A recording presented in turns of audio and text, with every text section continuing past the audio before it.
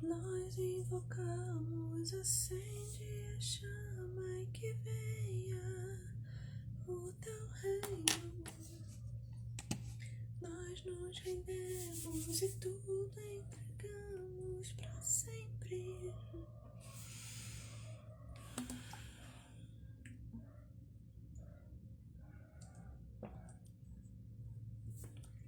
Olá, povo de Deus. Estamos chegando. Mais uma live de ensino, de estudo, de aprendizado, para a gente conhecer um pouco mais o nosso Deus, conhecer um pouco mais o nosso Senhor, entender um pouco melhor a vontade de Deus para Ele mesmo, para que a gente possa saber a vontade dele para nós.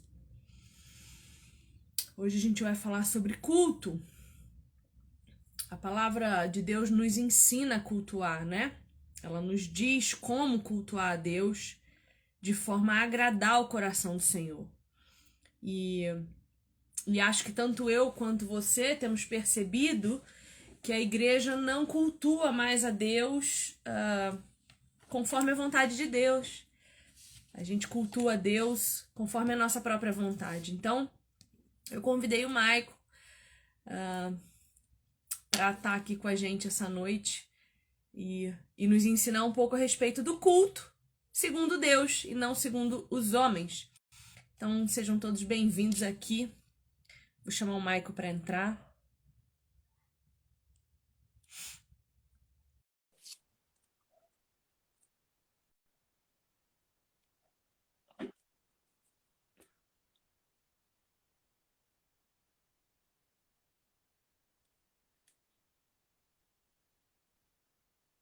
Cadê meu amigo Maico? Maico, meu filho. Isso. E dona Viviane, como é que você tá? Tudo bem? Eu tô bem, senhor, tá bem? Graças a Deus, privilégio estar aqui com você de novo. Meu fone deu embolado aqui, por isso que eu demorei para entrar.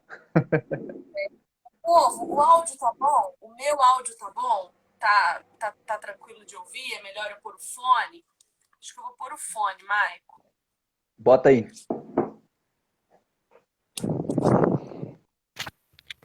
Acho que de fone o meu áudio fica melhor, né? É, tá bem melhor, isso mesmo. Bom, então, Maico, por que eu te chamei para fazer essa live comigo? Primeiro porque há pouco tempo a gente estava falando sobre blasfemar contra o Espírito, né? E depois a gente foi falar sobre a ceia do Senhor. E eu acho que é uma linha de raciocínio interessante a gente continuar essa pegada de estudo falando sobre o culto. Porque o que eu percebo, nós perdemos o entendimento do culto que agrada a Deus e estamos buscando hoje um culto que nos agrade. Isso é muito triste porque, veja, no Primeiro Testamento, né, a gente vê um Deus muito zeloso com relação ao culto. Milimetricamente zeloso com relação ao culto. Então a gente entende aí que o culto para Deus é muito importante. Quando Jesus vem, o que ele faz é modificar a nossa forma de cultuar, mas não só internamente, né, mas também externamente, quando ele abole o sacrifício de animais. Quando ele rasga o véu. O Senhor Jesus, ele tira algumas características do primeiro culto e insere novas características nesse culto que nós vivemos hoje. No entanto, eu entendo que o cuidado de Deus com o culto continua o mesmo, milimetricamente cuidadoso. Só que, como todos os mandamentos de Deus, Jesus vem para elevar o nível desse. Então, o que Jesus vai dizer? Olha, você não precisa ter uma medida exata de uma parede assim assado. Você Uhum. pode se reunir com a igreja em qualquer lugar. No entanto, o culto ainda é meu. E o que acontece? Por exemplo, hoje eu recebi um comentário lá no meu post sobre a ceia do Senhor, e o meu post está biblicamente embasado. Eu mostro biblicamente porque a ceia não pode ser online. A ceia deve ser uma reunião de pessoas. A reunião do corpo de Cristo. E a pessoa comentou assim: o texto é muito legal, mas para mim não faz diferença, eu vou continuar fazendo a ceia online. E esse comentário, para mim, representa exatamente o que nós temos feito com o culto a Deus. Não importa o que está escrito, importa o que eu quero fazer. E eu vou continuar fazendo do jeito que estou fazendo, porque está me agradando assim. Porque a plateia está sendo agradada assim. Porque a diferença entre uma igreja em que há um povo de Deus cultuando e uma plateia assistindo a um espetáculo cultual, a linha que separa essas duas pessoas, esses dois momentos, é muito tênue. Eu creio que existem cristãos verdadeiros crendo que o seu culto a Deus está agradando.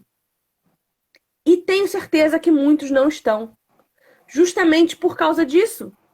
Ah, tudo bem, tá escrito. Mas eu vou continuar fazendo do jeito que eu tenho feito. Isso me deixa atemorizada. Porque a palavra de Deus também é clara quando diz que Deus não ouve quando não é do agrado dele. Quando diz que Jesus não te conhece quando as tuas obras não são para a glória do nome dele. E o culto nada mais é do que uma reunião visível de uma igreja invisível que deve glorificar somente a Deus. Então eu queria que você, com todo o teu conhecimento presbiteriano, que tem um culto clássico, tradicionalista, né, de séculos, que você possa explicar para nós de uma maneira categórica, de preferência, né, que eu sei que você é, o que é um culto segundo o coração de Deus e não do jeito que a gente quer, da forma com que a gente quer fazer. Então, como sempre, fica à vontade. Eu tô um pouco brava hoje, mas eu vou ser legal. Vou tentar ser legal, tá? Tu tá sempre braba, hein? Tá sempre braba. Sei que você tá tomando essa água aí que tá sempre braba. Água com limão. Mas você falou muita coisa aí, né? É bom a gente visualizar algumas coisas antes da gente entrar na questão do tema propriamente dito, né? Porque você muito bem falou que as pessoas hoje...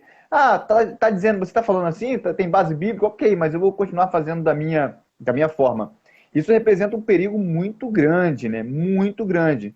Porque se o culto ele é a Deus, ele não pode ser segundo o meu entendimento.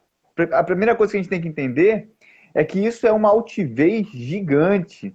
A gente tem que pensar que a gente somos seres, né? Nós somos seres finitos, somos seres pecadores, né? Totalmente pecadores, somos seres limitados, somos seres dependentes, somos seres que foi criados, né? E não somos criadores, né?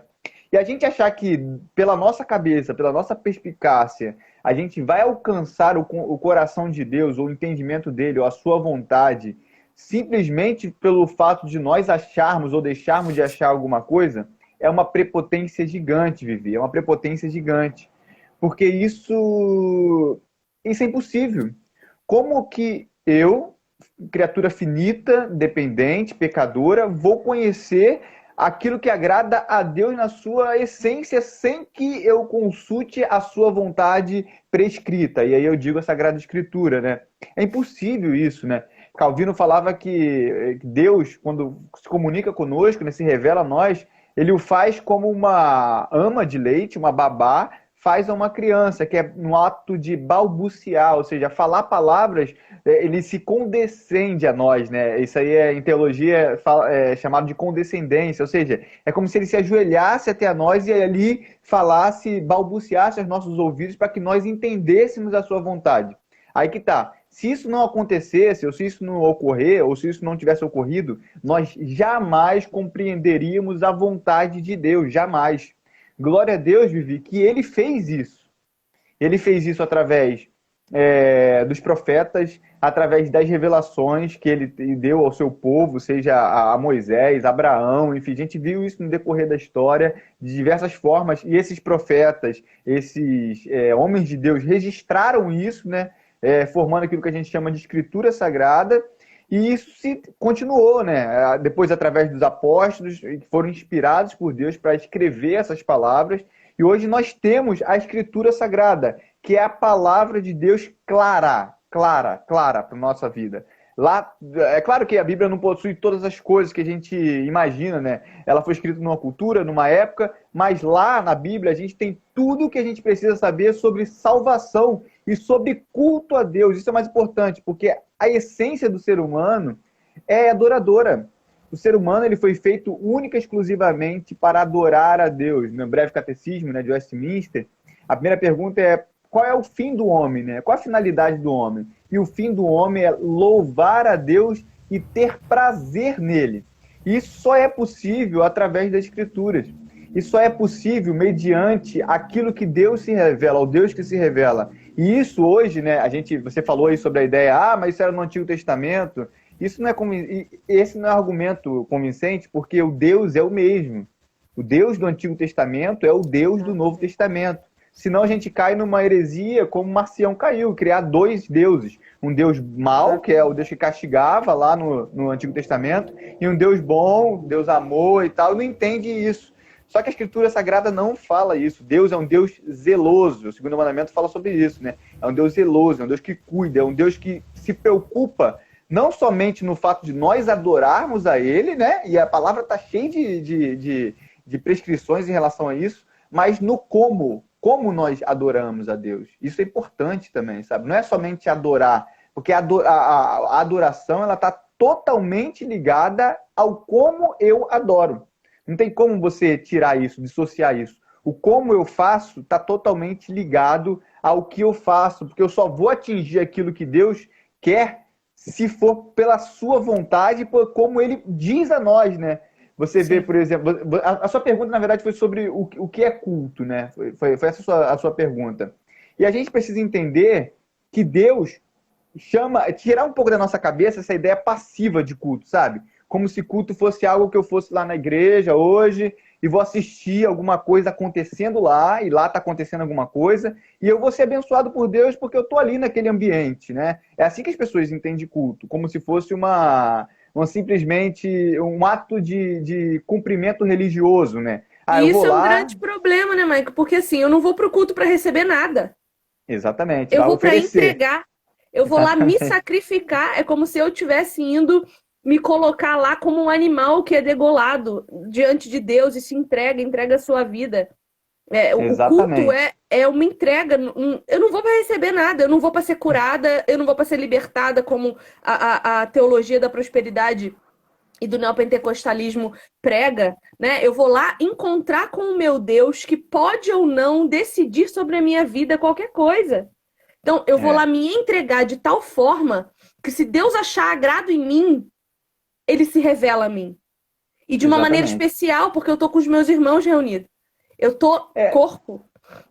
A grande questão é que a reunião ali, né, ela não pode ser vista como algo passivo, ela tem que ser vista como algo ativo. O que isso significa? Significa que Deus ele ordena o povo a cultuar. Isso é desde Abraão. Em Gênesis 12 você vê lá que Deus chamou Abraão, tirou ele da sua parentela, né? E a primeira coisa que Abraão fez foi justamente adorar a Deus, né? Cultuar a Deus. Quando você vê, por exemplo, em Êxodo, né, ali, eu acho que é Êxodo 5, quando Moisés está conversando ali com o faraó e fala com o faraó: olha só, Deus quer nos tirar daqui justamente para que nós o adoremos no deserto, né? Em algumas traduções até celebremos festas, né? Que é justamente as festas que eram concebidas como atos de culto. Então, toda vez a gente vê Deus convocando o povo à adoração. Seja na própria celebrada Páscoa ali na saída do povo do Egito, já falei de Abraão, quando a gente segue também ali nos atos do tabernáculo, Deus convocando, estabelecendo um dia né, que era o sábado, ou Shabá, né, que era justamente o dia de descanso nele. O descanso ele não pode ser visto sem adoração a Deus, isso é importante a gente entender também. Ou seja, estabelecer um dia para não que eu só possa adorar a Deus um dia, mas Deus escolheu um dia para que nós o adoremos. Isso é importante a gente pensar também. E nesse dia, o povo de Deus, Israel de Deus, se reunia. Então, isso vai se dar em todo o Antigo Testamento e também, consequentemente, no Novo Testamento. Então, o que é culto? Culto é uma ação ativa de Deus convocar o seu povo, e o seu povo, em obediência a ele, né, vai até, se encontra, se reúne em reunião, em ajuntamento solene. Por isso que a gente fala que culto é uma assembleia solene, né, reunidas no nome do Senhor Jesus, né? E nessa assembleia solene nós respondemos aos atos de Deus. Então, culto é como se fosse um diálogo. Deus convoca, o povo responde. Deus clama o povo arrependimento, o povo se arrepende.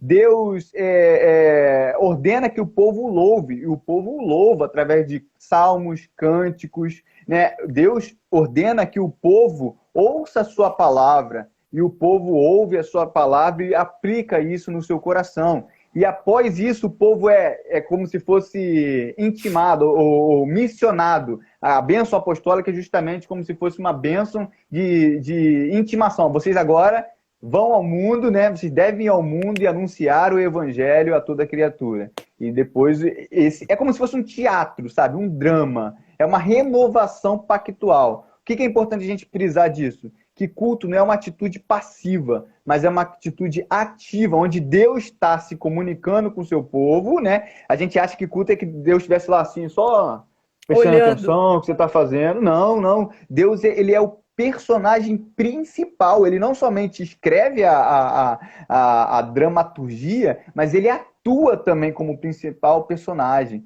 E nós somos aqueles seus súditos, né, que estamos ali para servi-lo, e não conforme a nossa cabeça, aquilo que a gente pensa, mas conforme ele prescreve, porque senão a gente jamais alcançará a sua mente.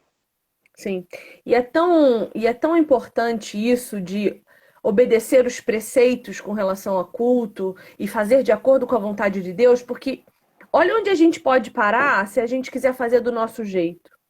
Digamos que um dia eu decida que para cultuar a Deus eu preciso voltar a sacrificar. A palavra diz que eu não preciso, porque Cristo foi o último e perfeito sacrifício, mas aí eu decido que não, e aí eu começo a sacrificar. E aí eu volto às práticas judaicas, e aí eu volto às leis, e aí quando eu vejo, eu posso inclusive começar a adorar como eu adoraria deuses falsos. Se eu não tenho um padrão de comportamento cultual determinado por aquele que é cultuado, eu posso fazer o que eu quiser aqui de baixo, achando que estou agradando o coração dele. Se eu não conheço você e quero te dar um presente, eu vou te dar a partir daquilo que eu acho que você vai gostar, baseada nos meus gostos e não no seu. E aí eu posso te dar uma coisa que você não vai nem querer. Sim, exatamente. Quem tem mulher sabe como é que funciona isso. Então é perigoso. Porque assim, Deus não vai trocar o meu culto na loja. É só não tirar a etiqueta e ir lá e trocar. Não, Deus vai rejeitar.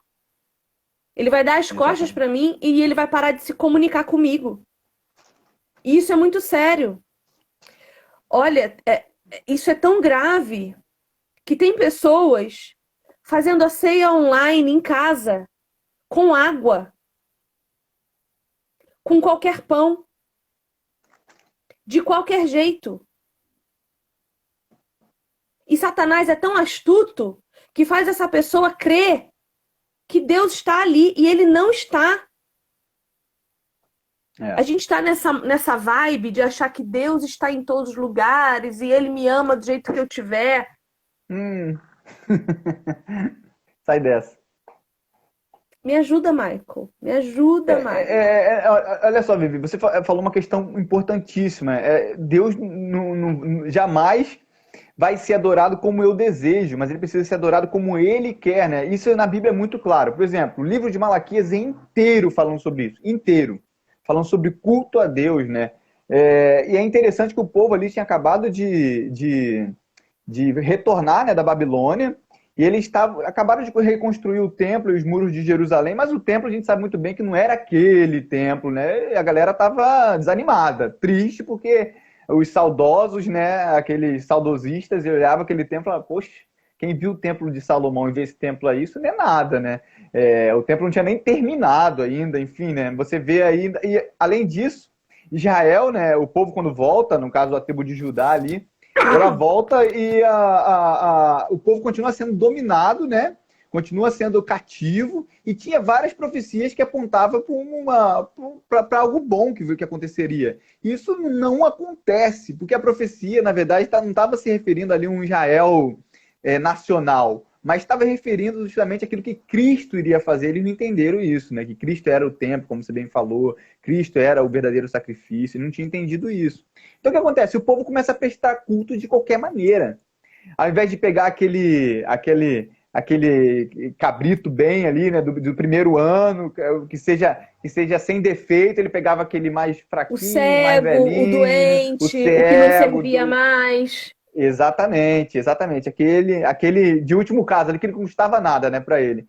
E Deus começa a falar para eles: olha só, isso está errado, isso tá equivocado, né? Começa a indagar com eles ali, você vai ver um diálogo no livro de Malaquias, né? Isso é tão interessante que não somente o povo é julgado, mas os próprios sacerdotes são julgados pela palavra de Deus. Porque eles deveriam ser o primeiro a dizer: opa, não vamos aceitar isso aqui não. Isso aqui está errado. Olha o que a palavra do Senhor diz, Levítico diz. Tem que ser assim, assim, assim, assado. Mas eles falavam, não, a gente vai fazer do jeito que a gente achar melhor, né? E eles ficaram ali como se fosse algo, como se nada tivesse acontecendo. O que eu quero mostrar com isso, né? Inclusive tem uma passagem muito dura em Malaquias, né? Que Deus fala que vai jogar os excrementos na cara deles. Era como se era melhor. Ele fala que seria melhor que aquele culto nem existisse, que nem fechasse a porta do templo. É algo muito sério. O que significa os excrementos ali de um animal? Era algo que iria os deixar impuros, né? Eles não poderiam tocar nos excrementos, porque senão ficariam impuros. Dessa forma, com essa impureza, não haveria culto, né? Eles não poderiam entrar no lugar, no Santo dos Santos, de maneira impura, né? Ou seja, Deus está falando: eu não aceito isso de vocês. Eu não aceito porque não é somente o que vocês estão fazendo, não é simplesmente vir aqui e oferecer, mas é como vocês têm oferecido, né? Então a Bíblia fala isso o tempo todo. Levítico 10, aquele famoso caso de Nadab e Abiú, lembra desse caso? Você lembra, né? Tá ouvindo? Tô te ouvindo, tô te Tá ouvindo. ouvindo? Pensei que tivesse caído. Famoso caso de Nadab e Abiú, que botam fogo estranho, né, no altar do Senhor. E a palavra fala aqui, ó, muito claro, tá até aberto aqui, ó, fogo estranho perante ao Senhor, o que lhes não ordenara. Isso é interessante. Deus não tinha ordenado. O coração deles estava até sincero, a ideia deles estava até sincero, o jeito que eles estavam fazendo era sincero, ok, tudo bem, mas Deus não tinha ordenado. Eles foram consumidos. Porque eles estavam Sabe, fazendo algo que Deus aquela não tinha história de ordenado. 1 Samuel, do carregamento da arca? Também.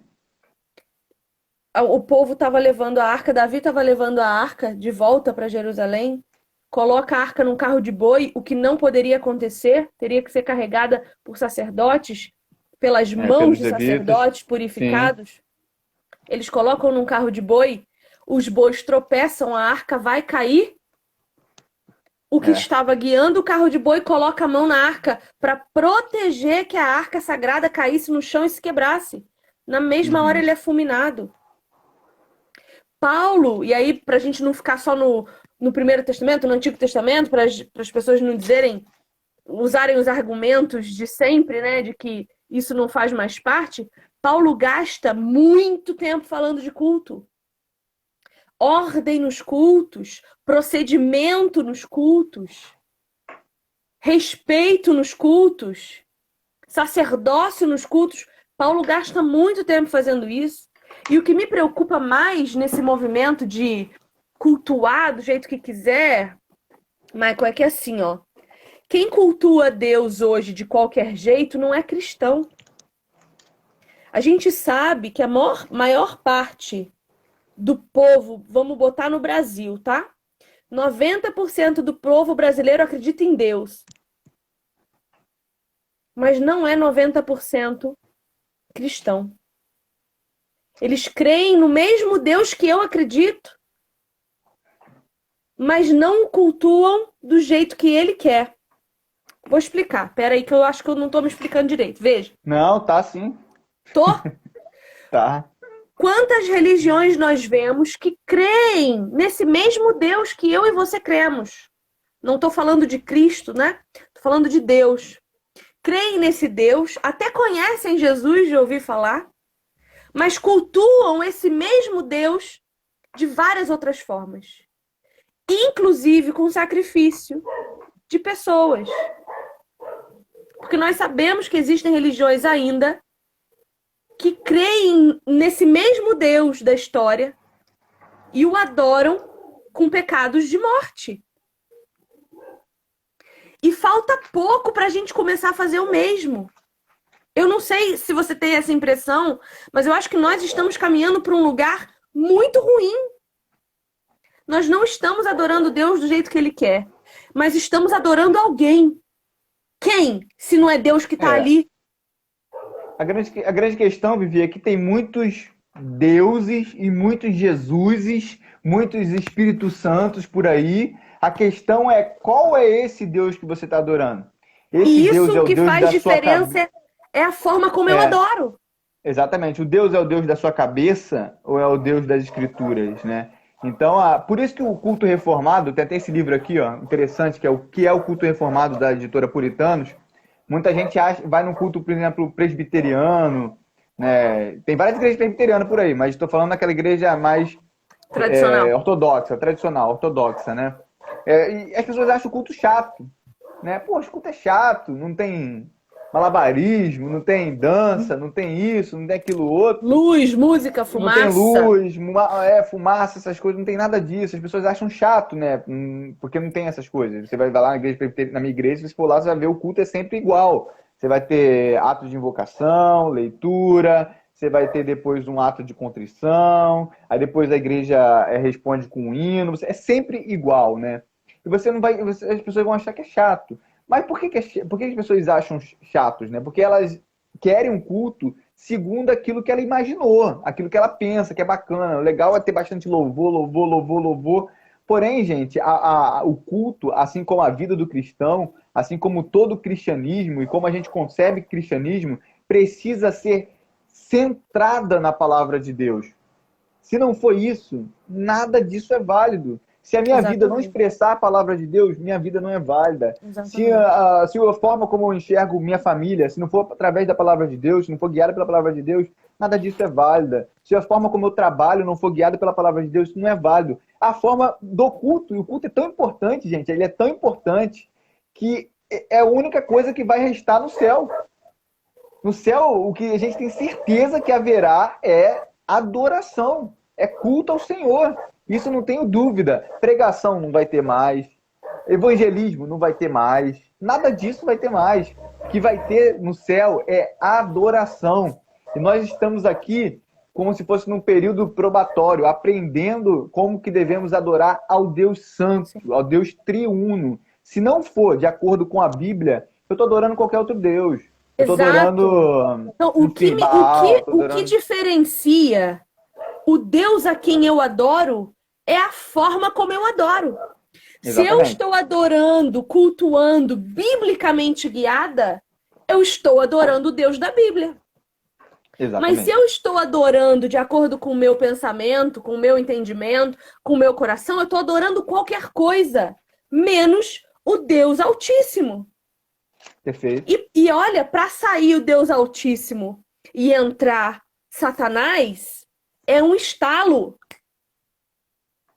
Eu fico muito indignada, Michael, com igrejas que se preocupam mais com estrutura externa do que com Bíblia.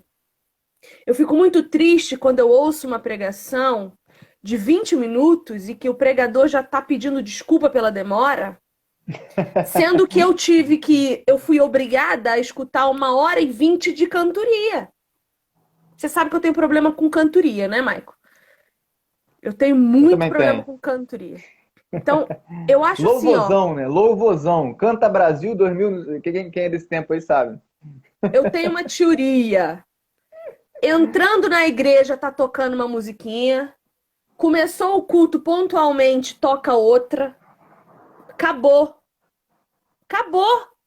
Só vai cantar de novo na hora de ir embora, para despedida. Para mim, música é isso. O resto é 1 hora de soco na cara através da palavra. A Se palavra é o for para eu centro, ir para a né? igreja cantar, dançar e apagar a luz para eu poder me sentir mais confortável, eu não estou cultuando ninguém, a não ser a mim mesma, a não ser o meu próprio ego, a não ser as minhas próprias necessidades. Deus já não está ali faz muito tempo. E isso me preocupa muito, porque eu tô com dificuldade de achar uma igreja que cultua biblicamente guiada. É difícil, é difícil. Muito difícil. Isso me causa desespero, Michael. É muito Desespero. difícil. Porque o É. povo de Deus está sendo enganado. Daqui a pouco tá chegando aí o anticristo, sabendo quem ele é. E esse povo que já está amortecido será condenado. É. Isso é muito grave.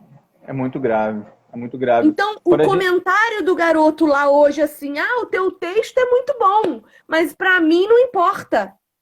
Querido, a Bíblia não importa? É. E é interessante, Vivi, por exemplo, Êxodo 20, né, quando Deus dá ali as tábuas da lei, e a lei moral está expressa nos 10 mandamentos. O primeiro mandamento é o quê? Na forma negativa, não terás outros deuses diante de mim. Ou seja, não basta adorar, tem que adorar o Deus certo. É a primeira coisa na forma positiva que a gente vê do mandamento. O segundo mandamento é o quê? Não farás para ti imagem de escultura, nem semelhança alguma do que há em cima dos céus, nem embaixo da terra, nem nas águas debaixo da terra. Ou seja, não é somente adorar o Deus certo, mas é como eu adoro esse Deus certo. A forma negativa é não farás imagem de escultura. A forma positiva é farás aquilo que eu ordeno. Adorarás da forma como eu prescrevo, da forma que eu quero, e não a forma como você imagina ser correto. Você vê que os caras são tão ruins, assim, o homem é tão pecador e tão miserável e tão cheio de si, que tão logo Moisés nem desceu ainda, né, do Monte Sinai ainda, os caras já estão fazendo bezerro de ouro para poder adorar, ou seja, imagens, de esculturas.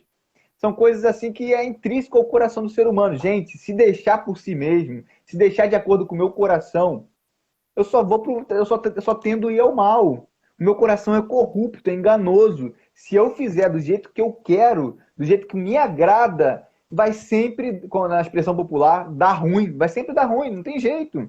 Não tem jeito. O único jeito de dar certo, né, e dar certo é fazer de acordo com a vontade de Deus, é quando eu mato a minha carne, mato os meus desejos, mato aquilo que me agrada, aquilo que eu acho bom, por algum motivo, talvez por uma consciência cultural, ou por aquilo que eu me torno mais emotivo, e aí muita gente acha que quando você está emocionado é porque o culto foi bom, ou então quando as pessoas acham que muita gente aceitou Jesus, né? A gente fala assim, né? Como foi o culto hoje? Foi uma benção, ó, mais de 30 pessoas aceitaram a Jesus. Gente, a qualidade de um culto não é medida por você, em primeiro lugar, nem por mim, é medida por Deus. E que como quem convence o homem do juízo, do pecado e da justiça é o Espírito Santo, haverá salvos, ali no caso, pessoas que se arrependerão, né, dos seus pecados, se converterão ao Senhor, se o Espírito Santo quiser. Isso não significa que o culto foi bom ou o culto foi ruim. O culto, a gente tem que entender que ele não é para não crentes. O culto é para povo de Deus, é o ajuntamento do povo de Deus. E aí toca naqueles cultos mirabológicos, né? Não sei se essa palavra esses cultos doidos aí que a gente tem. Culto de novo convertido, culto de novo, de velho, culto de não sei o quê, culto para o perdido, culto para o drogado, culto não sei o quê, culto de jogador de futebol. Tem culto para tudo, né? Será que isso é culto? Será que isso é culto, né? Culto é a Assembleia de Deus, agora eu estou falando de denominação, mas a Assembleia do Senhor, de Israel, de Deus, reunidos no mesmo lugar. Eu não estou falando da parede do templo, nada disso. A igreja pode se reunir toda na sua casa, mas aquele povo ajuntado, reunido no mesmo lugar, no nome do Senhor Jesus, onde o ministro ordenado está ali com eles, e ali está como autoridade de Deus sobre eles. E aquele povo está reunido no nome do Senhor, onde é o centro, é a palavra de Deus, ali está a igreja reunida. E a igreja ela é composta de gentios, de judeus, de homens, de mulheres, samaritanos, escravos, livres. É só a gente ler Gálatas, é só a gente ler as cartas de Paulo. Todos esses povos aí, pessoas de diversas raças, tribos, sendo reunidas no nome do Senhor Jesus. Isso é interessante porque quando você olha a sua igreja, você vê pessoas ricas, pessoas que têm bom poder aquisitivo, e aquele cara pobrinho lá, que talvez ganha salário mínimo, que precisa talvez de ajuda da igreja para poder se alimentar, e todos reunidos do mesmo propósito. Pessoas com alto grau de instrução, médicos, doutores, advogados, pessoas que não têm tanta instrução assim acadêmica, né? Pessoas que fazem mais trabalhos braçais, todas reunidas no mesmo lugar, no nome do Senhor Jesus. Quando a gente separa isso, a gente está matando a unidade da igreja. A unidade da igreja ela só é possível pelo poder do Espírito Santo de Deus. Se não fosse o Espírito Santo, Vivi, você acha que essas pessoas estariam reunidas no mesmo lugar? De forma nenhuma. Tanto que a maioria sai de lá e nem se esbarra mais na rua. As pessoas saem de lá. Eu tô brava hoje, Maico. Eu tô brava. O que é errado hoje. também, né? Porque a igreja ela Claro. precisa estar em comunidade, ela precisa estar preocupada uns com os outros. O momento de igreja não é só aquele momento que eu estou ali no culto, mas é toda a minha vida, né? Eu preciso estar preocupado com o meu irmão, ajudando ele, exortando ele. Até porque quando eu vivo na minha comunidade, a minha vida não é minha vida. Sabe aquelas pessoas que falam assim, cada um toma conta da sua vida e eu vivo a minha. Isso não é um contexto de igreja. O contexto de igreja é eu estou submisso ao meu irmão, assim como ele está submisso a mim, e nós nos edificamos mutuamente e também nos exortamos mutuamente. E nós juntos estamos submissos ao pastoreio do nosso pastor, da nossa autoridade eclesiástica, constituída por Deus, mas ratificada pela igreja. E esse pastor também não é um além de nós, mas ele é um de nós, escolhido por Cristo, para pastorear as ovelhas de Deus, do Senhor Jesus, e não deles. Maico, o que você definiria teologicamente por culto? Porque assim, a primeira coisa que um culto deve ter, no meu entendimento bíblico, é ordem. O culto, ele tem começo, meio e fim. Não quer dizer que você tem que ser um boneco engessado que não possa se manifestar. Eu danço no culto, eu canto no culto, eu sou a mais animada do culto. Eu não pareço, não. Mas eu fico lá no fundão para poder fazer bagunça. Porque é a manifestação que eu faço pro meu Deus. Eu tô lá para me alegrar na presença dele, para dançar com ele, para amá-lo do meu jeito, independente de estar sendo vista ou não estar sendo vista. E aí eu já entro no problema do ministério de dança também, porque isso para mim isso não é bíblico, nunca vi isso escrito na Bíblia, não tem ministério de dança. Dança é uma coisa voluntária, espontânea, não é ensaiada, nem decorada e nem tem que estar lá na frente fazendo showzinho de teatro pra gente. Então, assim, não, eu sou chata demais. Embora eu creia que existem manifestações espontâneas, né? Danças proféticas, eu creio nisso, numa manifestação física de adoração e louvor. Davi adorou e louvor. Mas no templo é preciso ordem. Então, o que você, biblicamente embasado, em nome de Jesus, para a glória de Deus, entende como procedimento de culto? Entendi o que você está falando. Basicamente, a gente tem duas coisas em culto que é importante frisar aqui. Um são os elementos. Elementos é aquilo que Deus ordena na sua escritura que deva ser feito no culto, né? Então isso é importante saber. Primeiro nós temos elementos. Esses elementos eles não podem ser modificados. Esses elementos eles não podem ser danificados. Esses elementos eles não podem ser reinventados. Não. Eles precisam ser conforme a palavra de Deus. E que elementos são esses? Oração, leitura da palavra, cânticos espirituais e salmos, né? Sacramentos ou ordenanças, né? Que é o batismo, a Santa Ceia, a ato de contrição, ofertas, né? Dízimos e ofertas, isso também sempre possuiu no culto ao Senhor, tanto no Antigo Testamento quanto no Novo Testamento, né? E outra coisa que também aí é fundamental, a doutrina, que é justamente a pregação. E essa é o centro do culto, ou seja, é a qual deve ocupar maior parte do culto. Todas as outras coisas devem ser feitas à luz da palavra. Então, tudo isso são elementos de culto. Por exemplo, Atos 2, 42 vai mostrar mais ou menos como viviam os convertidos ali da igreja primitiva, né? Atos 2, 42. Você vai ver aqui os elementos que tem aqui. E perseveravam na doutrina dos apóstolos, ou seja, eles não somente perseveravam, mas perseveravam naquilo que os apóstolos embasavam como doutrinavam, ensinavam, e isso pregavam. Por isso que a gente fala que a doutrina dos apóstolos é como se fosse o fundamento, né? O alicerce, e Cristo é a pedra angular, né? E nós construímos em cima desse alicerce, né? Por isso que é importante a gente não inventa nada na palavra de Deus. A gente retorna aquilo que os apóstolos pregaram. Por isso que a tarefa de um pregador é simplesmente expor as escrituras. Como foi falado, como que Paulo falou, para que Paulo falou, para quem que Paulo falou, o que ele estava querendo dizer com aquilo. Eu não estou querendo fazer um abismo, né, entre aquilo que Paulo disse. Não, mas tudo bem, Paulo disse isso, mas eu vou dizer isso com aquilo que Paulo falou. Não, isso está errado. Eu preciso entender qual era a doutrina dos apóstolos. Aí está aqui, ó, e na comunhão, no partir do pão, que é justamente a ceia, e nas orações.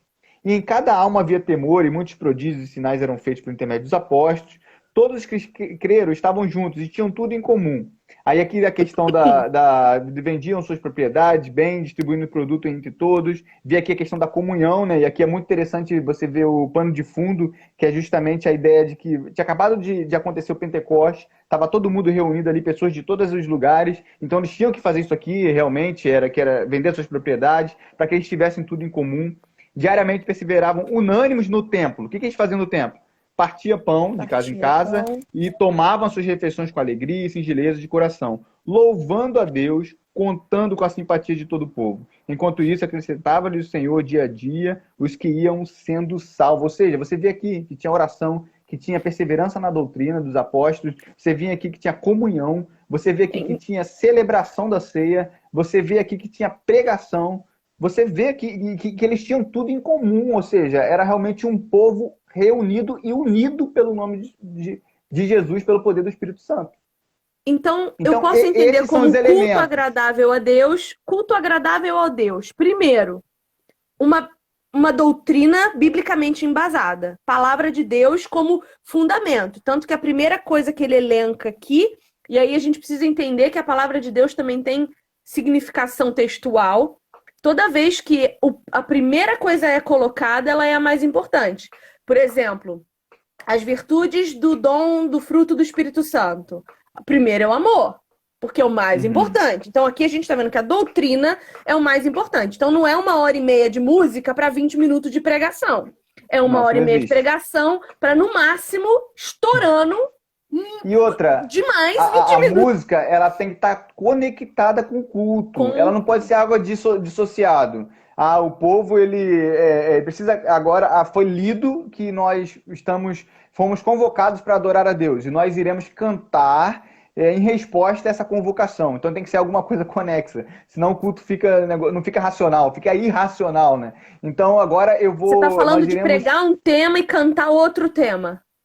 Você prega uma coisa que seja relacionado ao culto, coerente com tudo, inclusive com a pregação, assim. Aí você vai ter um próximo ato, que é um ato de arrependimento, de oração para contrição. Se a igreja for cantar aí, e a igreja vai cantar em comunidade, né, esse negócio de ter showzinho, apresentação também é meio estranho, a igreja precisa cantar algo que seja ligado a esse ato também de contrição. E todo culto tem que ter uma conexão importante, né? Senão vira bagunça, como você bem falou, né? Então, sim, a questão o culto segundo Deus é o culto que possui esses elementos, os elementos que Deus prescreveu. Se não, doutrina, um culto comunhão, Isso. partir do pão e orações. Então, assim, o É, ideal, se a gente for parar para pensar, o ideal é que seja uma pregação muito boa, que sempre haja comunhão entre os irmãos, e comunhão entre os irmãos não é eu, meu marido, meu filho. não, São famílias reunidas como corpo. Porque uma coisa que sempre me exatamente. falam é isso. Ah, mas eu, meu marido e meus filhos não somos igreja? Vocês Não, são uma vocês. pequenina, vocês são uma pequenina igrejinha dentro da sua casinha. Vocês não são corpo de Cristo. Vocês Vocês só são um dedo mindinho. fazem parte do corpo, né? Mas não são o corpo, né? O corpo é Não são todos corpo. os cristãos reunidos, né? Sim. Então, comunhão, o partir do pão. Então, seria interessante, a Bíblia não nos dá uma ordenança quanto a isso.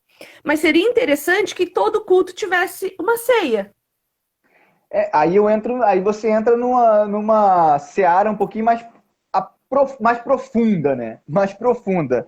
Eu sou dessa linha, assim. A ideia, por exemplo, de Calvino, né, que é um grande reformador, era que tivesse ceia todo culto. Por quê? O que é a ceia? Ela é a dramaturgia da pregação do evangelho. É o evangelho sendo Sim. pregado de Nossa, que forma coisa linda, teatral. Michael! Que Mas imagem linda! é isso, a ceia, ela é isso, né? É Cristo sendo crucificado de forma ali teatral, e eu tô vendo, né? É interessante que no culto eu não somente ouço as escrituras, mas eu canto as escrituras, por isso que o louvor ele tem que ser bíblico, né? Eu vejo também as escrituras através dos sacramentos ou ordenanças, que é o batismo, né? E a ceia. Então, Calvino ele queria botar a ceia todo culto, porém tinha um problema muito grande ali com o Conselho de Genebra, que não queriam que a ceia fosse todo culto, achavam que ia banalizar muito, ia tirar a especialidade da ceia, e ele não conseguiu fazer isso. Mas tem até um livro tá aqui, do Michael Horton, Um Caminho Melhor, li recentemente no seminário, ele fala, o Horton defende essa postura também. Mas vai ter gente que não, porque a Bíblia não fala exatamente quantas vezes a gente tem que Sim, cear, sim. mas a gente vê que isso seria importante, né? Como é Seria, um né? elemento de culto, ele deveria estar em todo culto, penso eu. Sim, Eu também, às vezes isso aí seria muito difícil, né? Acontecer isso, mas sim. eu acho que seria importante sim. Então, doutrina, comunhão, partir do pão e orações. E Orações, aí ele pregação. continua dizendo de louvar a Deus com cânticos. Se você for ler todas as cartas de Paulo, principalmente 1 Coríntios, né, que tem ali uma questão muito clara em relação ao culto, você vai ver ele deixando bem claro assim vários pontos sobre a ordem do culto, né? O que possuía naquele culto, né? Até a questão dos dons, que são muito debatidos ali, né? A questão da línguas, enfim. Ele fala, olha, se De não tem interpretação. manifestação. Sim. Exatamente. Você Não, sabe não vou entrar que no ponto aqui de continuismo e sensacionismo, né? Não é essa a ideia, mas ele prescreve muito bem, ó. Se não sim, tiver interpretação, ninguém está entendendo nada, então não vale. sim. Você sabe que eu Para a tenho um igreja grupo de reunida, não vale. oração. Eu tenho um grupo de oração da madrugada, assim. Ele acontece todo dia meia-noite. E tem duas pessoas lá que já me disseram que têm o dom de línguas espirituais. E me perguntaram se podiam orar em línguas durante a oração. E eu disse que não, porque a gente não tem quem interprete. E eu acho que isso tinha que ser aplicado em todo lugar. Se eu não tenho quem interprete, eu não tenho que manifestar isso, porque Paulo é claro com relação a isso. Ele é claro Não tem que não deve. edificação, né? Não tem edificação. Eu Sim. não estou E falando aí, aqui que eu concordo ou discordo, eu não estou entrando no mérito. Eu estou falando que não tem edificação, né? sim, Se não tem edificação, não tem sentido. sim. E aí, entrando no assunto levantado aí pela irmã que fez a pergunta, pelo Peçanha, sobre as É, a crianças. esposa. Assim, creio eu que essa linha das crianças é um erro gravíssimo. Porque a criança, ela tem que aprender a calar na hora que tem que calar. Ela tem que aprender a respeitar o culto. Ela tem que aprender a ouvir a palavra de Deus. Ah, mas a linguagem não é para ela.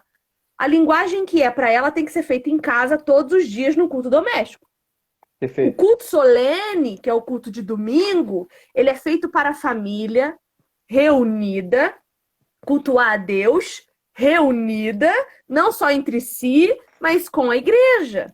E se essa criança, toda vez que tiver uma solenidade e ela tiver que entender o lugar dela ali, que é em silêncio como todos os outros, ouvindo como todos os outros, ela é retirada para a salinha da bagunça, sei lá, porque é diferente você juntar um monte de criança numa sala.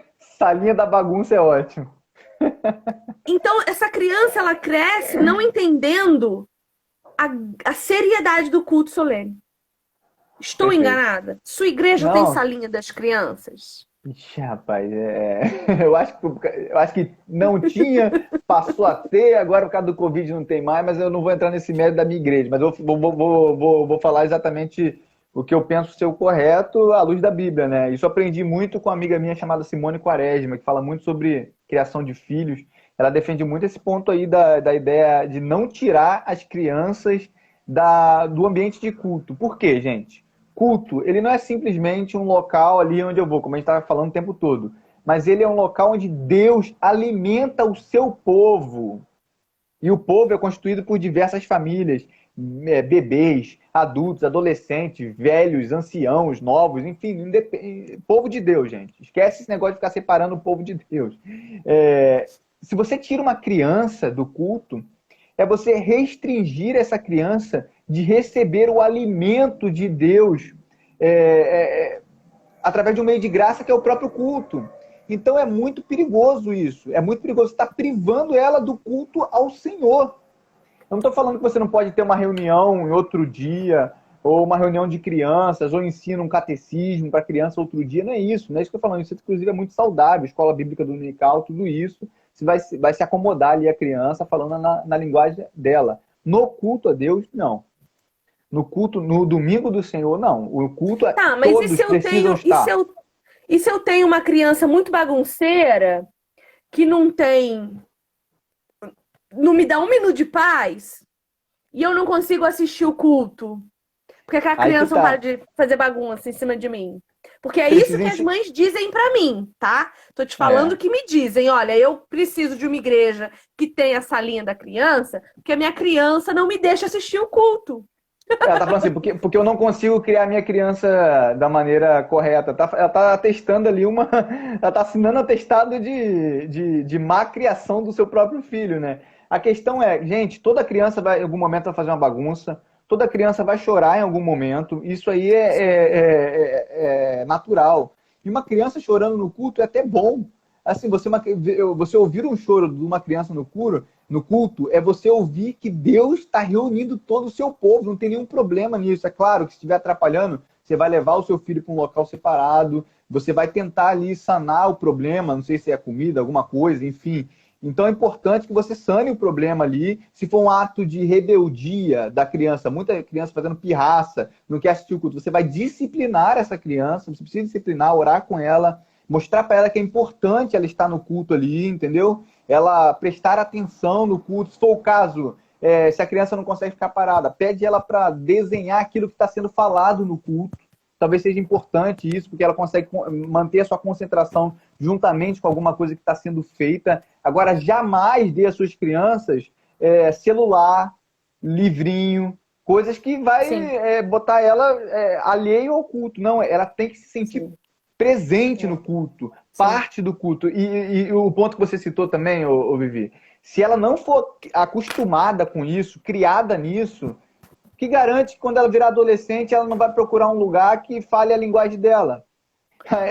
A questão é essa. No culto, a gente não está procurando uma linguagem para nós. A gente está falando a linguagem de Deus. E por isso que a gente não faz aquilo que a gente gosta, nem aquilo que a criança gosta. Faz aquilo que Deus gosta, gente. A mulherada e a macharada, os pais, no geral, tá? Não tô botando a culpa em macho nem fêmea, não. Mas os pais, no geral, eles gostam de usar aquele versículo que diz assim: ensine o seu filho no caminho do Senhor, e ele, quando crescer, não se desviará dele. A questão é que ensinar no caminho do Senhor não fala sobre você pregar para o seu filho todo dia, fazer ele decorar versículo bíblico, fazer ele ler a Bíblia 3 vezes por ano. Significa você cultuar com ele para que ele veja como você cultua Isso aí. E passe a respeitar o culto que você faz. Imitação, né? Exatamente. Criança é repetição. A gente sabe que elas são umas esponjinhas que chupam tudo que vem. Então, se na hora do culto solene, que eu vou mostrar para o meu filho o respeito que eu tenho por Deus, a admiração que eu tenho pelo meu Jesus, a solenidade daquele momento e como eu me porto diante desse Deus que é soberano, se nesse Exatamente. momento eu tiro a minha criança e enfio ela numa salinha com mais um monte de criança que não faz ideia do que está fazendo ali, o que ela vai aprender? Ela vai É. aprender a historinha bíblica do homem que foi engolido pelo peixe. O que isso vai acrescentar no entendimento de amadurecimento espiritual dela? E por mais que essa linha seja boa, vamos dizer assim, tem uma aula bacana, professor bom pra caramba, tem lá vários modos da criança Recursos, né? entender, recursos, enfim, tem isso tudo, é top mesmo. Você pode falar que é top. Não é culto. Não é culto. Não é Exatamente. culto. É escola Não é bíblica culto. dominical infantil. Isso aí, é escola bíblica dominical, é qualquer outra coisa, mas não é culto. Então isso é importante, gente. Não basta aprender, não basta ela tá saindo com conhecimento, não, mas ela está sendo privada do culto ao Senhor. E no culto ao Senhor, o próprio Deus, através do seu Espírito Santo, né, ali em nome de Cristo Jesus, está alimentando. Bota isso na cabeça de vocês. Ele está alimentando o seu povo, como ele alimentou no deserto com maná. Está cuidando do seu povo, como ele cuidou em toda a história de Israel e na história da igreja, passando por perseguições. Ele está fazendo o povo ser ainda mais unânimes, unidos. E isso, gente, o culto não é qualquer coisa. Ele é um meio de graça, ele é um modo ao qual o Senhor opera de maneira distinta. Então, por isso que é importante. Sim. Agora, é bom você diferenciar isso aí. Na escola dominical pode? Pode. No culto de quinta-feira, culto de quinta-feira. Eu não gosto de dar nomenclatura sempre de culto. Eu prefiro dar a nomenclatura de reuniões, né? E é por isso que é até válido você fazer reuniões de homens, reuniões de mulheres, reuniões Sim. de adolescentes, sim. Porque Desde daí que a não gente seja diferencia a no culto. linguagem, né? Aí a gente Exatamente. diferencia a linguagem. É nesses momentos que a gente diferencia as linguagens. Não no culto solene, Exatamente. que é o culto de Exatamente. domingo, da reunião, da comunhão do corpo, né? Exatamente. Por isso que eu não gosto de chamar de culto, né? Culto jovem, não. Eu gosto de chamar de reunião dos jovens e tal, lá no sábado. Ok, gente, beleza, maravilha. Entendeu? Bom, Michael, já passou 1 hora que a gente tá aqui, olha que louco. Vai dar 1 hora agora. Mas Parece tá 20 fluindo. minutos. Eu creio assim, ó. Um culto é bom quando eu saio de lá com 2 sentimentos. Base. Tristeza profunda e esperança. Então, se eu fui pro culto, saí de lá alegre, feliz, querendo comer um lanche, sabe? Adorando tudo que aconteceu e achando o máximo, eu preciso desconfiar. Porque o culto a Deus tem que me gerar, primeiro, uma profunda tristeza. Por 2 motivos. Primeiro, diante de Deus, eu me dou conta do quão miserável eu sou. Isso não pode me alegrar. Nunca. Porque o dia que me alegrar, eu não estou cultuando a Deus mais. E segundo, uma tristeza profunda de saber que Jesus ainda não voltou. Que eu ainda não estou lá com Jesus. Então, a tristeza precisa ser plena. E eu também preciso sair de lá com muita esperança. Porque a reunião do corpo de Cristo é uma...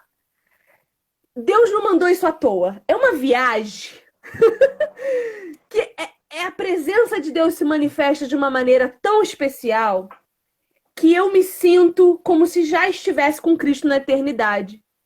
Ouvir a igreja louvando. Maico, meu sonho, vou te falar qual é meu sonho. A gente sabe hoje que, infelizmente, 70% da igreja, às vezes mais, é composta por mulheres. Isso me deixa muito triste. Não porque estamos lá, mas porque os homens não estão. O meu sonho é um dia, na hora daquele louvor que pega fogo, calar minha voz e ouvir o grave da igreja.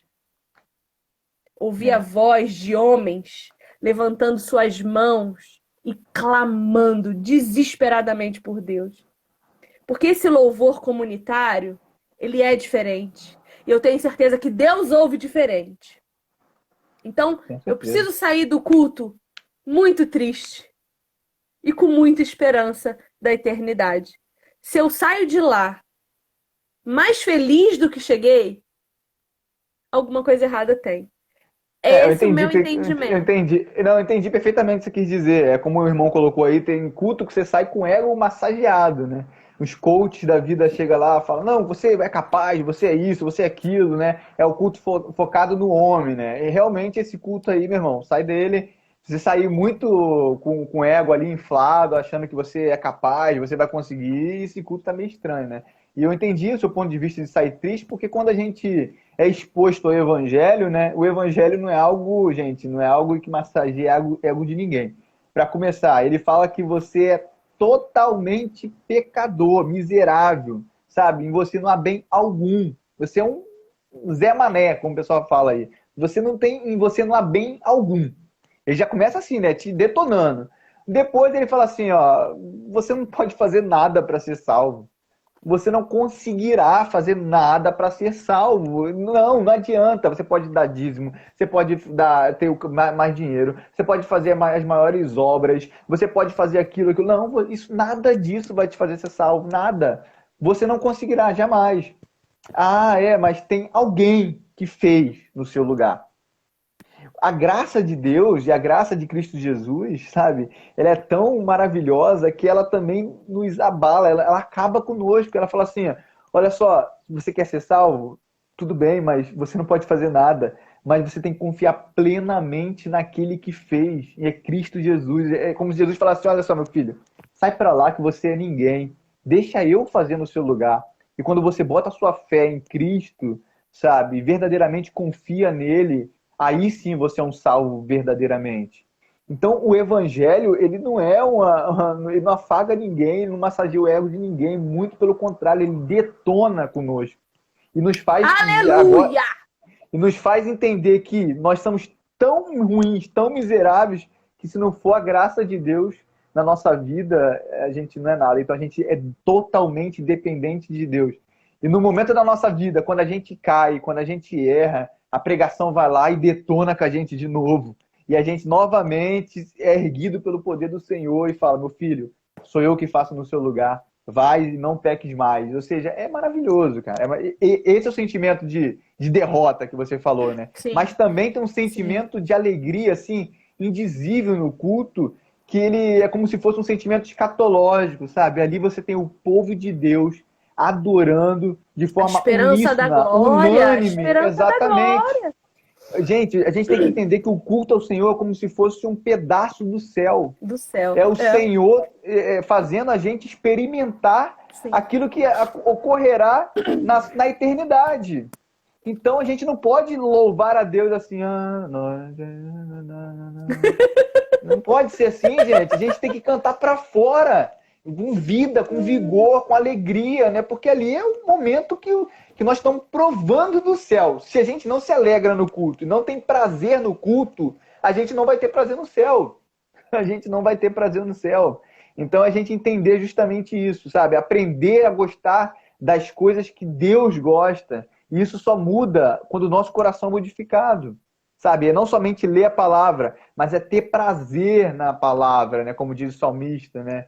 Ele não somente medita, mas ele tem prazer nela. Ou seja, gente, o culto, ele, assim como ele detona a gente, ele também nos dá essa esperança, essa alegria de saber que verdadeiramente Cristo voltará e nos levará para morar com Ele eternamente, onde tudo será perfeito e agora não mais terei o pecado e onde eu terei que lutar, mas dentro dessa perfeição eu posso adorar a Cristo e conhecê-lo como Ele é verdadeiramente e agora adorar plenamente ao meu Senhor Jesus.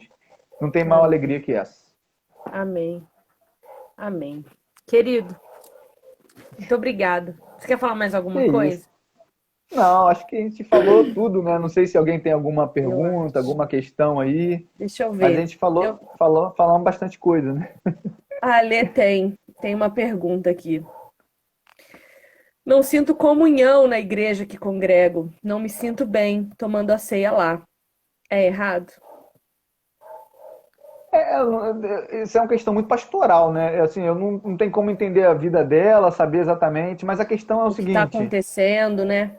o que está acontecendo, se é uma igreja bíblica, uma igreja onde o evangelho é pregado, enfim, tem coisas que realmente a gente precisa realmente matar a nossa carne, pedir perdão ao nosso irmão, muitas vezes estando certo, né? A gente precisa lá pedir perdão ao nosso irmão, precisa E às buscar viver em vezes, unidade.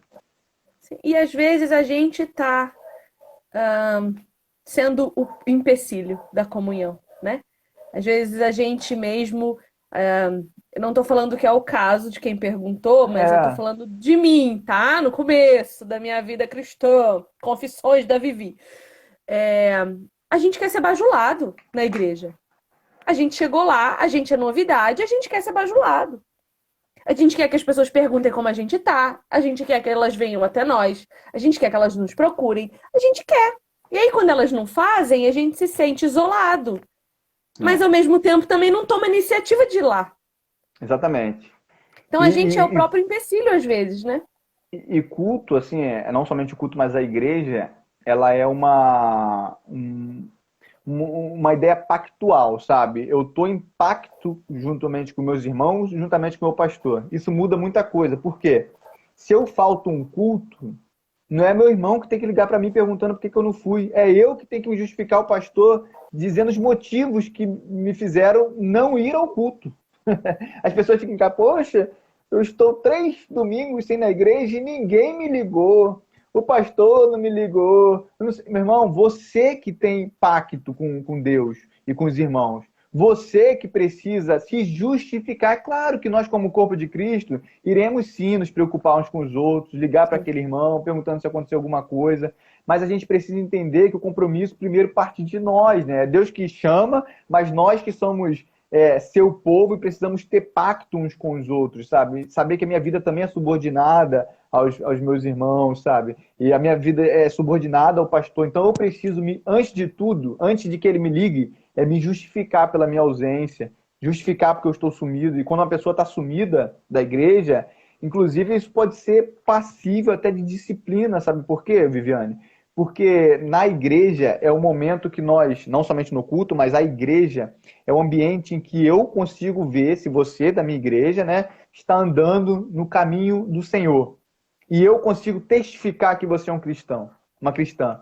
Se você não mais participa desse corpo e não mais está nos ajuntamentos solenes, você não está mais envolvida nas programações, sendo submissa uma à outra, sumiu, eu não tenho como testificar que você é uma cristã verdadeira. Eu não tenho como dar ceia a você, porque eu não sei se você realmente é uma cristã, você não tem dado testemunho. Eu não estou falando que você não é, não isso. Eu estou falando que o que você está, a sua vida, o jeito que você está vivendo, não é uma vida de alguém condizente com o cristianismo sólido, ratificado dentro da eclesia, da igreja, né? Então a igreja é isso, é um tomando conta da vida do outro, testemunhando da vida do outro. Quando isso é muito interessante também. Vou só trazer aqui porque eu me lembro, né? A ideia, por exemplo, de igrejas totalmente apagadas, por exemplo. Qual o problema disso? Vou mostrar biblicamente qual é o problema disso. A gente tem que entender a igreja como uma unidade. No momento que eu estou louvando ao Senhor na igreja, não estou somente eu e Deus, mas está eu e meus irmãos louvando a Deus. Então, eu não somente louvo a Deus, mas eu louvo a Deus juntamente com os meus irmãos. Então, se alegre quando você estiver ao lado do seu irmão e vê-lo cantar. Se alegre quando você olha para o seu irmão e você vê o rosto dele alegre, louvando ao Senhor. Se alegre quando você olha para o seu irmão e ele está prestando atenção na mensagem, anotando item a item. Porque ali vocês estão como uma comunidade, como um corpo. Não sou eu sozinho, não sou eu ali, eu e Deus. Não, isso aí você faz na sua casa, no seu culto individual. Na igreja, somos todos nós, sabe? Eu não tenho voz acima da outra. Isso é estranho, por exemplo, naquele momento de oração, que um ora, o outro ora aqui, outro ora colar, outro ora aqui, todo mundo junto falando um monte de coisas diferentes. Não. Quando nós estamos orando em igreja, um ora em nome da congregação e todos concordam. concordam juntamente, porque aquela pessoa não está orando por si, ela está orando em nome da congregação. Então é esse senso de unidade, sabe? Quando nós cantamos louvores, a gente tem que, gente, modificar a nossa sinódia. Nossa sinódia fala muito em mim. Eu vim fazer, eu vim para adorar-te, eu fui isso, o Senhor veio e fez isso comigo. Não, gente, o culto ao Senhor exige que nós cantemos em primeira pessoa do plural. Somos nós. Vinde e adoremos. Não é eu, entendeu? A gente tem que matar esse eu aí, né? A Peçanha, né, indicou o livro do Tim Keller, Ego Transformado, que realmente é fantástico, gente. É um pequeno, gigante livro. Sim, Mas nem é sei por muito que eu bom falei mesmo. isso. Eu falei isso porque você estava falando de quê? A gente tá falando de comunhão. Nem, eu Exatamente. não sei, mas foi excelente. Todo acréscimo é bom. Então, era a moça que estava falando, né, que ela não sabe se deveria continuar Ceando. ceando, né? Gente, analise a si mesmo, então coma do pão. Ou seja, analise a sua vida, vê se você é um cristão verdadeiramente, se arrependa dos seus pecados e então coma do pão, sabe? Porque é no pão, na ceia do Senhor que você é alimentado espiritualmente, nutrido pelo Senhor, sabe? E ali você é edificado de forma a ser alimentado para que essa caminhada continue, sabe? Dia após Mas dia. eu também acredito, Michael, que a gente precisa discernir o corpo de Cristo onde a gente tá. Então, Perfeito? se ela se autoavaliou e viu que realmente o problema não é com ela, é com uma igreja antibíblica, Ah, aí então não. ela precisa buscar um corpo que ela discirna para poder cear junto, né? Porque senão, se você não faz com fé, pecado é. Claro. Paulo, Não, Paulo já. e se a ceia é mal administrada, se os sacramentos são mal administrados, né? Tanto se você não tem um culto bíblico ali, se os irmãos, tudo desmorona. Sabe aquelas pessoas que falam assim: a minha igreja não tem Bíblia, não é boa de Bíblia, não, sabe? O pastor prega mal e tem uma pregação meio errada, assim, fala um monte de heresia, mas as pessoas têm a comunhão, que é uma maravilha. Gente, tudo que a gente faz em igreja, ela precisa ser extraída da palavra de Deus. Se a minha comunhão for fora da palavra, eu tô indo num clube. Eu tô indo num local simplesmente para poder me reunir com meus irmãos e ali trocar uma ideia, falar, até me animar com ele, falar isso aí, vamos mesmo e tal, mas isso não é igreja. Porque a igreja, o centro, é a escritura. Então toda a comunhão, até o cachorro quente que eu vou comer depois do culto, tem que ser fruto da meu entendimento da palavra. Então, o jeito que eu entendo a comunhão na igreja precisa ser oriunda da palavra. O jeito que eu vejo ceia, o jeito que eu vejo oração, o jeito que eu vejo batismo, o jeito que eu vejo pregação, tudo isso é sola escritura, sabe?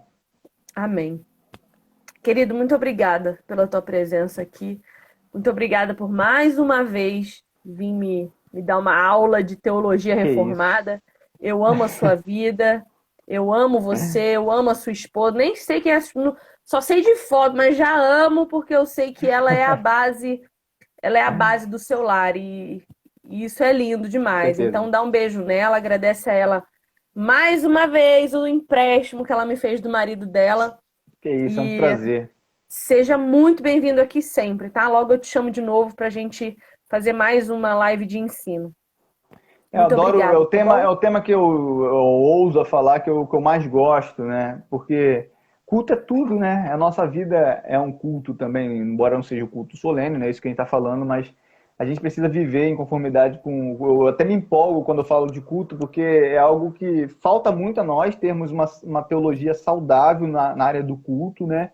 Acho que Sim, a gente é muito relaxado com a ideia de culto, né? As pessoas não entenderam ainda que a reforma protestante ela também é uma reforma de liturgia. cultural. Então, quando a gente Sim. entender, é cultural, quando a gente entender o que é liturgia, sabe? O que é cada ato que eu faço no culto, a gente vai ter um prazer imensurável, assim, da comunhão com Deus, do que é adoração, do que é vida. A minha vida vai mudar, a nossa vida vai mudar quando a gente entender o que é culto a Deus, sabe?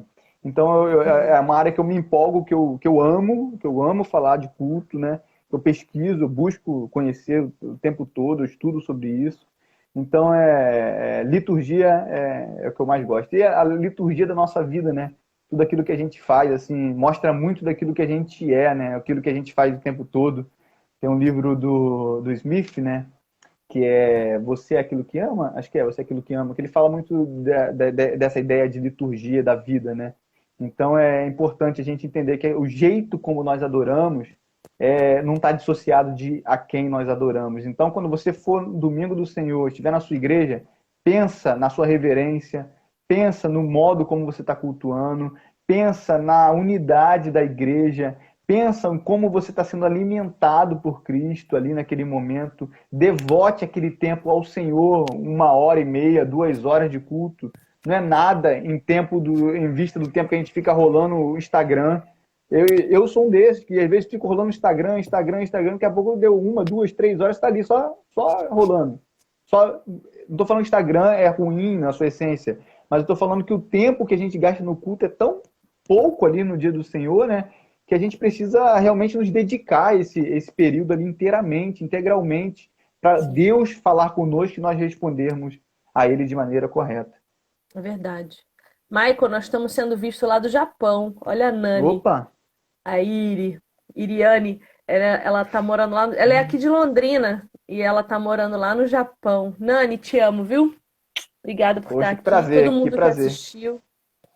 Todos vocês que estiveram com a gente até aqui, muito, muito obrigada. Eu espero que. Eu creio com toda a minha força que o conhecimento da palavra de Deus é tudo o que nós precisamos para amá-lo de forma verdadeira. Assim como eu também creio que você não pode amar um Deus que você não conhece. Se você diz que ama alguém que você não conhece, você não ama nada.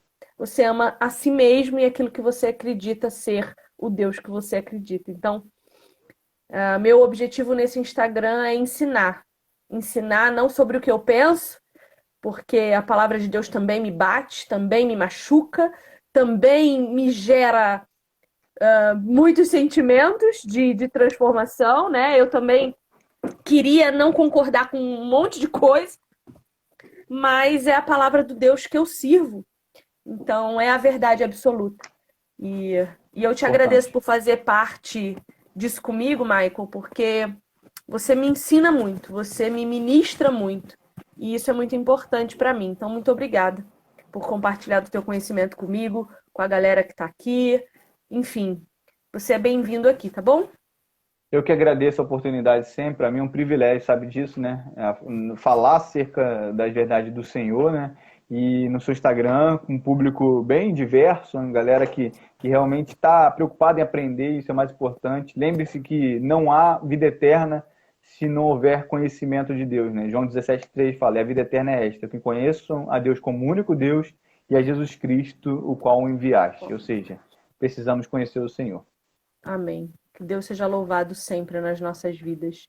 Beijo, Amém. Michael. Fica com Deus. Boa noite a todo mundo. Bom final de semana, boa sexta, bom domingo Até do a Senhor. próxima. Se preparem para o culto Amém. ao Senhor. Exatamente. Beijo grande, galera. Até.